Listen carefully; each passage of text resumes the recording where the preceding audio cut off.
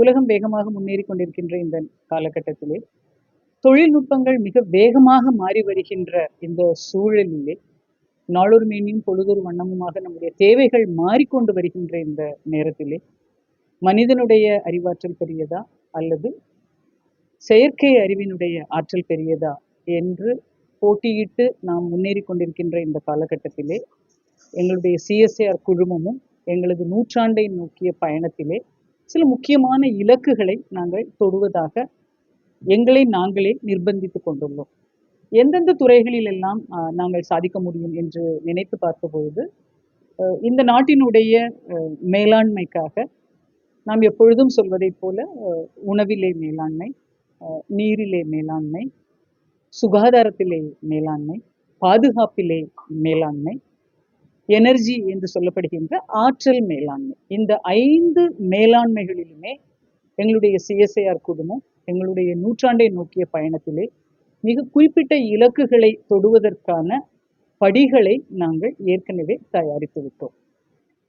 எப்படி நாம் ஒரு 16வது நிதியாண்டு கொள்கையினை நோக்கி நாம் இப்பொழுது பயணித்துக் கொண்டிருக்கின்றோமோ அதே போல எங்களுடைய நூற்றாண்டை நோக்கிய பயணத்திலே ஹெல்த் கேர் அல்லது நம்முடைய சுகாதாரம் சார்ந்த உடல் நலம் சார்ந்த ஒரு மேலாண்மையை பற்றி நாம் பேசுகின்ற பொழுது இந்த தாய் திருநாட்டிலே ஒரு குறிப்பிட்ட வியாதி சிக்கிள் செல் அனிமியா என்று சொல்லப்படுகின்ற ஒரு வியாதியானது மிக குறிப்பாக பழங்குடியின மக்களிடையே மிகவும் அதிகமாக சத்தீஸ்கர், ராய்ப்பூர், பிலாஸ்பூர், ஒடிசா, மகாராஷ்டிரா, பீகார் இது போன்ற மாநிலங்களிலே மிக அதிகமாக பரவிக்கொண்டு வருவதனால் நம்முடைய அரசாங்கமும் அந்த சிக்கிள் செல் அனிமியா என்று சொல்லப்படுகின்ற ஆக்சிஜன் குறைபாடுடைய செல்களை நம்முடைய உடம்பிலிருந்து வெளியேற்றுவதற்கான அதற்கு மாற்றை தயாரிப்பதற்கான ஒரு ஆய்வினை நாங்கள் கடந்த 8 வருடங்களாக செய்து கொண்டிருக்கின்றோம். அந்த வகையிலே மிக குறிப்பாக இப்பொழுது 3 துறைகளிலே இந்த வியாதியை கண்டறிவது எப்படி, இந்த வியாதிக்கான பரிந்துரை மருத்துவ பரிந்துரையை நாம் சொல்வது எப்படி, இந்த வியாதியிலிருந்து அந்த நோயாளியை முழுவதுமாக மீட்பது எப்படி என்ற 3 படிகளிலே இந்த ஆய்வுகளை நாங்கள் செய்து வருகின்றோம். மிக குறிப்பாக எங்களுடைய ஒரு சாதனை என்று சொல்ல வேண்டுமேயானால் இந்த வியாதியை கண்டறிவதற்கான ஒரு பிசிஆர் என்று சொல்லப்படுகின்ற ஒரே ஒரு இரத்த துளியினை வைத்து நாம் அந்த நோய் இந்த உடலிலே இருக்கிறதா இல்லையா என்பதை 20 நிமிடங்களிலே சொல்லக்கூடிய ஒரு தொழில்நுட்பத்தை இப்பொழுது நாங்கள் கண்டுபிடித்திருக்கின்றோம். இந்த தொழில்நுட்பத்திற்காக நாம் பயன்படுத்துகின்ற பிசிஆர் என்று சொல்லப்படுகின்ற மிகச்சிறிய அளவிலான ஒரு பட்டையை அதை தயாரிக்கின்ற ஒரு ஸ்டார்ட் அப் நிறுவனத்தையும் எங்களுடைய விஞ்ஞானி அவருடைய பணிமூப்பின் காரணமாக அவருடைய பணிமூப்பிற்கு பிறகு அதனை தொடர்ந்து வருகின்றார். இன்னும் ஓரிரு மாதங்களிலே ஜெம் என்று சொல்லப்படுகின்ற கவர்மெண்ட் மார்க்கெட் என்ற அந்த சந்தையிலே இந்த பொருளானது அதற்காக அறிமுகப்படுத்தப்படவிருக்கிறது. அந்த வகையிலே இந்த நாடு முழுவதும் இந்த பொருள் இன்னும் சில மாதங்களிலே பரவலாக்கப்படும். இது எங்களுடைய ஒரு முக்கியமான பங்களிப்பு. அடுத்ததாக இந்த சிக்கிள் செல் அனிமியா பாதித்த நபருக்கு அவருடைய உடம்பிலிருந்து அவருடைய ஒரு ஜீனை வெளியே எடுத்து அந்த ஜீனில் இருக்கின்ற ஆக்சிஜன் குறைபாட்டை சரி செய்து மீண்டும் அதே ஜீனை அவருடைய உடலுக்குள் செலுத்த முடியுமேயானால் அவருடைய வாழ்நாளில் ஒரே ஒரு முறை அவருக்கு இந்த சிகிச்சை கொடுத்தால் அவருடைய ஆயுள் முழுவதும் அவருக்கு மறு சிகிச்சை தேவைப்படாது. இதற்கு ஜீனோம் எடிட்டிங் அண்ட் சீக்வென்சிங் என்று சொல்லுவார்கள். அந்த துறையிலும் நாங்கள் 90% வெற்றியை ஏற்கனவே நாங்கள் அடைந்து விட்டோம். இந்த சிகிச்சைக்காக நீங்கள் அமெரிக்காவிலே செய்ய வேண்டுமேயானால் 28 கோடி ரூபாய் இன்றைய கணக்கிலே செலவாகும் ஒரு நோயாளிக்கு. ஆனால் அதை நாம் இப்பொழுது 1 கோடியிலே செய்கின்ற அளவிற்கு அந்த தொழில்நுட்பத்தை நாங்கள் மேம்படுத்தி இருக்கின்றோம். ஆனால் அதன் அடுத்த இலக்காக இதை 50 லட்சம் ரூபாய்க்கு குறைக்க முடியுமா என்று நாங்கள் முயன்று கொண்டிருக்கின்றோம். ஏன் 50 லட்சம் என்று கேட்டால் பிரதம மந்திரியினுடைய மருத்துவ உதவித்தொகை வழங்குகின்ற திட்டத்திலே 50 லட்சம் வரை அவர்களுக்கு பாதுகாப்பீடு கொடுக்க முடியும் என்பதனால் முழுவதும் இலவசமாக இந்த வியாதியை நாம் குணப்படுத்த முடியுமா என்பதற்காக அந்த 1 கோடியிலிருந்து 50 லட்சத்தை நோக்கி எங்களுடைய இலக்கை நாங்கள் நிர்ணயித்திருக்கின்றோம்.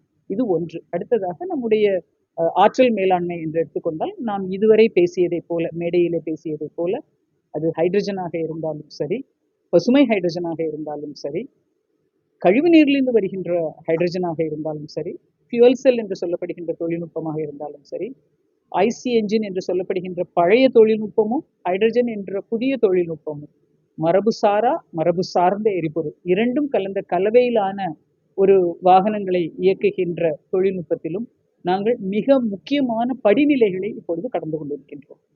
உலக அளவிலான உலக தரத்திலான ஆய்வு எங்களுடைய ஆய்வகங்களிலே நடைபெற்றுக் கொண்டிருக்கிறது. ஆகவே நாங்கள் ஒரு காலத்திலே உலக நாடுகள் ஒரு குறிப்பிட்ட வேகத்திலே சென்று பயணித்துக் கொண்டிருந்த பொழுது நாங்கள் சற்று பின்தங்கி இருந்ததாக உணர்ந்தோம். ஆனால் இப்பொழுது உலக நாடுகளுக்கு இணையாக நாங்கள் பயணிக்கின்ற ஒரு நிலையை நாங்கள் இப்பொழுது அடைந்து விட்டதால் எங்களுடைய நூற்றாண்டை நோக்கிய இலக்கிலே நிச்சயமாக நாங்கள் உலக நாடுகளை வழிநடத்துகின்ற ஒரு முன்னோடியாக எங்களை நாங்கள் தகவமைத்துக் கொள்ள முடியும் என்ற ஒரு நம்பிக்கை எங்களுக்குள்ளே இருக்கின்றது. அதே போலவே நீர் மேலாண்மை, செட்டிநாட்டிலிருந்து நீர் மேலாண்மையை பற்றி நாம் பேச வேண்டிய அவசியம் இல்லை.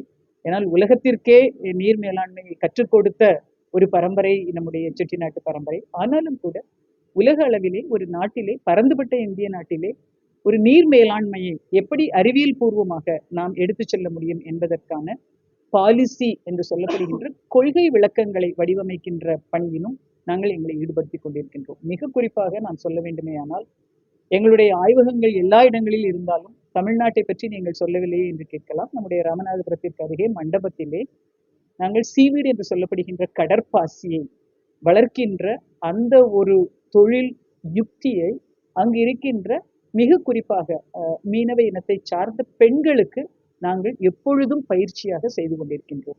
எதற்காக நாம் அவர்களை நம்முடைய இலக்காக தேர்ந்தெடுத்தோம் என்று சொன்னால், மீனவர்கள் கடலிலே சென்று மீன் பிடிக்கின்ற காலம் 325 நாட்களும் அவர்களுக்கு வேலை வாய்ப்பு இருப்பதற்கு வாய்ப்பில்லை. ஆகவே எப்பொழுதெல்லாம் மீனவர்களால் கடலுக்கு சென்று மீன் பிடிக்க முடியாத சூழ்நிலை ஏற்படுகிறதோ அப்பொழுது குடும்பத்தை வழிநடத்துவதற்காக அந்த பெண்களை ஆயத்தப்படுத்த வேண்டும் என்பதற்காகத்தான் அந்த குறிப்பிட்ட மீனவ பெண்களுக்கான திறன் மேம்பாட்டு பயிற்சியை அந்த மண்டபத்தில் இருக்கின்ற மன்னார் வளைகுடா பகுதியில் அமைந்த அந்த கடற்கரை பகுதியிலே கடற்பாசி வளர்ப்பு என்ற தொழில்நுட்பத்திலே நாங்கள் இதுவரை 30 270 டன் வரையிலான கடற்பாசிகளை அவர்களுக்கு இலவசமாக கடந்த 6 ஆண்டுகளாக வழங்கி இருக்கின்றோம். இந்த கடற்பாசியை அவர்கள் வளர்விப்பதன் மூலமாக அவர்களுக்கு வருவாய் கிடைப்பதோடு அவர்கள் அந்த கடற்பாசியை அறுவடை செய்து கரைக்கு வருகின்ற பொழுது அங்கு இருக்கின்ற என்ஜிஓக்களின் மூலமாக அவர்களுடைய கடற்பாசியானது பல்வேறு தொழில்நுட்பங்களுக்கு செல்கின்ற வகையிலே பிரித்து பகிர்ந்தளிக்கப்பட்டு அவர்களுடைய வங்கி கணக்கிலே அதற்கான பணமும் செலுத்தப்பட்டு வருவதனால் அவர்களுக்கு எங்கள் மீதான நம்பிக்கையும் எங்களுக்கு அவர்களுக்கு உதவியதற்கான ஒரு மன நிறைவும் எங்களுக்கு கிடைத்துக் கொண்டிருக்கின்றது. இப்பொழுது கடலில் மட்டும்தான் இந்த கடற்பாசியை வளர்க்க முடியுமா, அல்லது நீர்த்தேக்கங்களை நாமவே அமைத்து நீர் தொட்டிகளை அமைத்து நீர்த்தொட்டி வடிவமைப்புகளில் நம்மால் இந்த கடற்பாசியை வளர்க்க முடியுமா என்பதற்கான ஆய்வு இருக்கிறது. அந்த ஆய்விலே நாங்கள் வெற்றி பெறுவோமே ஆனால் கடற்கரைகளை நோக்கி நாம் செல்ல வேண்டிய அவசியம் இல்லை.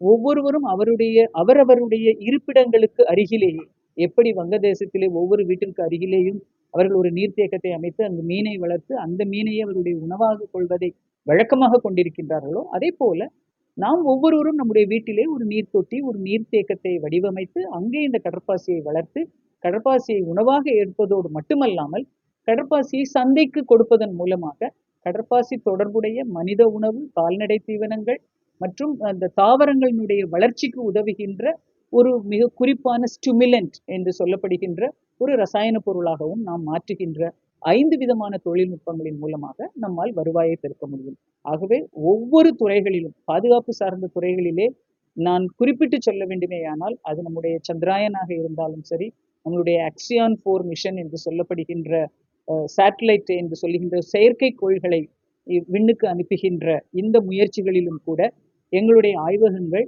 குறிப்பிட்ட அளவில் எங்களை இணைத்து கொண்டு அனைத்து துறைகளும் இணைந்து ஒரு பணியிலே செயலாற்றுகின்ற ஒரு விதமாக எங்களை நாங்கள் கடப்பாடுடன் நாங்கள் ஈடுபடுத்திக் கொண்டிருக்கின்றோம். ஆகவே 2042 சிஎஸ்ஐஆரினுடைய நூற்றாண்டாக இருக்கலாம். ஆனால் சிஎஸ்ஐஆர் என்ற பெயரின் மூலமாக இந்த நாடு மிக குறிப்பாக குறைந்தபட்சம் 10 தொழில்நுட்பங்களுக்காக உலக அளவிலே இந்தியா தலைநிமிர்ந்து நிற்கின்ற ஒரு முன்னோடியாக வர வேண்டும், வந்துவிடும் என்ற ஒரு நம்பிக்கையை நாங்கள் எங்களுடைய கடமையாக ஏற்றுக்கொள்கிறோம்.